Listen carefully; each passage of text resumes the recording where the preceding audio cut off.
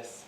Although the first book was fantastic, the second edition is even better now. So we've improved it, we've made lots of changes, updates, it's been thoroughly rewritten. Lots of the references and lots of the stories and case studies are updated to be a bit more relevant, more recent. We've looked at a lot more kind of emerging trends, what's going on in psychometrics. We've added some good profiles, some profiles of senior leaders who are very effective, constructive, ran profitable companies, and did it ethically and well. We also included a new profile that was of a person who was rated by 10 psychologists. It was a senior political figure. We've shortened all the chapters, so instead of having a lot of long chapters, we've turned it into kind of smaller, easier, bite-sized kind of chapters to have the content more kind of focused into smaller pieces. And we're really looking at a good framework for how you understand who is going to perform well at work and how to predict that.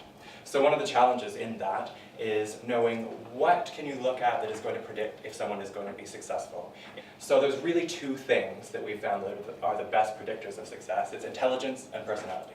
So intelligence is essentially just capacity to adapt and learn from your environment. The thing we're really adding in high potential is looking at personality traits, and specifically personality traits at work. Because the more you specify behavior, emotions, thoughts, how you behave at work, the better we are able to predict performance at work. So that's why Adrian and I started developing this high potential traits inventory, which is a personality test. And we've been working on it for about 8 years. It's now tens of thousands of people have taken it from all over the world. And we've found that that test is a very good predictor of potential at work.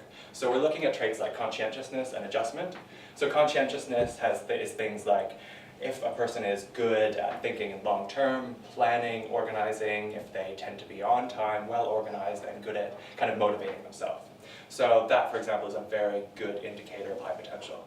So there are benefits to lower conscientiousness. So people who are less conscientious may sometimes be a bit late, but they may be better at kind of spontaneous things or going with the flow, or less focused on the long-term plan and better kind of inspired by what's going on around them at the moment. So when we look at conscientiousness, that's something you want in a leader, whereas for some other positions, lower conscientiousness, where if you can be more kind of creative and adaptable. You can look at potential as a trajectory. So everyone has natural gifts or limitations, but there's a whole open-ended range of places that could go from their very highest potential to very lowest potential. And so that depends a lot on their environment, the people around them.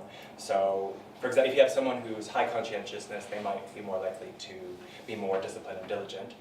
But if you have an employee who you know has a bit lower conscientiousness, they're not much of a self-starter, but they're really motivated by their environment and things going on around them. They have trouble motivating themselves, but if they're into something, if they really get into it, they can be just as good of a worker as someone else.